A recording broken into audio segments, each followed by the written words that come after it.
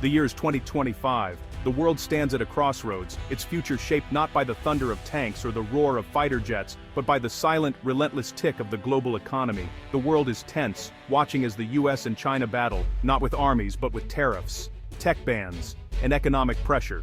The two superpowers are locked in a contest where every policy, every announcement sends shockwaves through the financial system. Headlines blare about trade wars, but the real fight is quieter. Decisions about what to buy and what not to buy ripple through global markets. Behind every headline there are millions of choices being made, each one shaping the balance of power.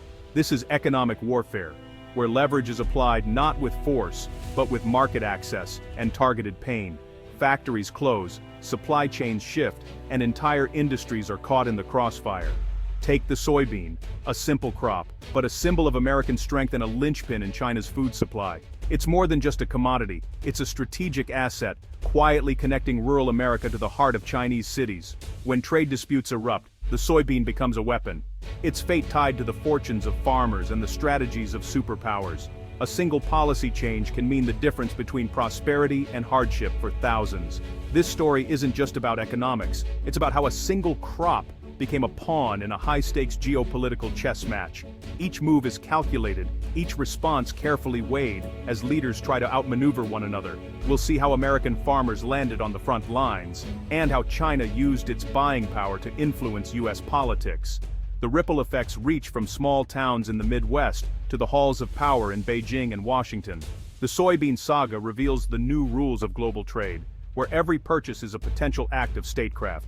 Deals once seen as routine now carry the weight of international strategy. In this era, the act of buying and selling is anything but simple. Every transaction is scrutinized, every contract a potential flashpoint in a much larger struggle. The consequences reach far beyond the farm, shaping the future of international relations. What happens in the fields and markets today will echo in diplomatic circles for years to come. Welcome to the new battlefield, where commerce is conflict, and every deal is a move in a global game. In this world, the power to buy or withhold is as mighty as any weapon, and the stakes have never been higher. To grasp the soybean's power, you need to understand its role in America. Soybeans are the Midwest's lifeblood, billions in revenue, thousands of jobs, and a political force in key states. For years, American farmers relied on China, their biggest customer, sending one in every 3 rows of soybeans across the Pacific. This partnership seemed unbreakable, but it was also a vulnerability. China's demand fueled U.S. agriculture, but it also gave Beijing immense leverage. When China shifts its buying, the shockwaves hit every corner of the industry. Farmers built their livelihoods on this trade, never imagining their best customer could become their biggest threat. The soybean's journey from field to port is a story of global interdependence and risk. In a world where trade is weaponized, even the most reliable markets can vanish overnight. The stage was set for a crisis that would test the resilience of America's heartland. The shock was immediate. News spread like wildfire through rural communities, leaving farmers and their families in disbelief. In retaliation for U.S. tariffs, China abruptly halted all American soybean purchases. The impact was swift and far-reaching, sending ripples through the heartland. The world's largest buyer simply walked away, leaving U.S. farmers stunned and scrambling for answers. For many, it felt like the ground had shifted beneath their feet. Soybean prices crashed overnight, ships turned back mid-ocean, and grain elevators overflowed with unsold crops. The market chaos was unprecedented, and the losses mounted by the day. China's state-controlled economy allowed it to act decisively, redirecting purchases to other suppliers overnight. Brazilian ports buzzed with new activity as China shifted its business. For American farmers, this was no longer an abstract policy dispute. It was a personal crisis. Families gathered around kitchen tables facing tough choices and mounting bills. Years of certainty vanished, replaced by anxiety and financial peril. The future, once predictable, now seemed clouded with doubt and fear. The rules of global trade had changed overnight, and those least able to adapt paid the highest price. Small towns and local businesses felt the shockwaves too. The message from Beijing was clear: economic power can be wielded with surgical precision. Trade was no longer just about goods, but about leverage and influence. The Great Wall of Soy had gone up, and U.S. farmers were left on the outside, watching as opportunities slipped away. In this new era, Market access could be granted or revoked in an instant. The world's supply chains had become fragile and trust was easily broken. The trade war's first casualties were the people who fed the world. Their livelihoods, built over generations, now hung in the balance. The lesson: in a globalized economy, no one is immune from geopolitical conflict. Every link in the chain, from farm to table, can feel the impact when nations clash. As China shut out U.S. soybeans, Brazil seized the moment. Brazilian farmers ramped up production, filling the void and capturing China's lucrative contracts. Exports soared, ports buzzed, and Brazil became the new king of the soybean trade. China invested in Brazilian infrastructure, cementing this new supply chain and reducing future reliance on the U.S. For Brazil, it was a windfall. For America, a wake-up call. The global trade map was redrawn almost overnight. The U.S. lost not just sales, but long-term market share. Hard to win back, even if politics improved. Brazil's rise showed that in a globalized world, alternatives are always waiting. The assumption that China needed American soybeans was shattered. The trade war didn't just shift profits, it reshaped the very infrastructure of global commerce. For U.S. farmers, the competition was now fiercer, and the future far less certain. The world had learned market dominance is never guaranteed. In the Midwest, the fallout was brutal and swift, touching nearly every corner of rural life. With China gone from the market, prices for crops collapsed overnight. Farmers faced impossible choices: sell at a loss, pay for costly storage, or watch their hard work go to waste. Many watched as their grain piled up, unsold, and their debts grew heavier with each passing week. Debt mounted, and the pain rippled through rural communities. Businesses shuttered, spending dried up, and hope faded. The local economy, once vibrant, now felt hollow, as neighbors worried about their futures. The government stepped in with bailouts, but for many farmers, these checks felt like a bandage on a much deeper wound. They wanted markets, not handouts, and longed for the dignity of earning a living through their own labor. Trade, not aid, became their rallying cry, echoing across small towns and farm fields.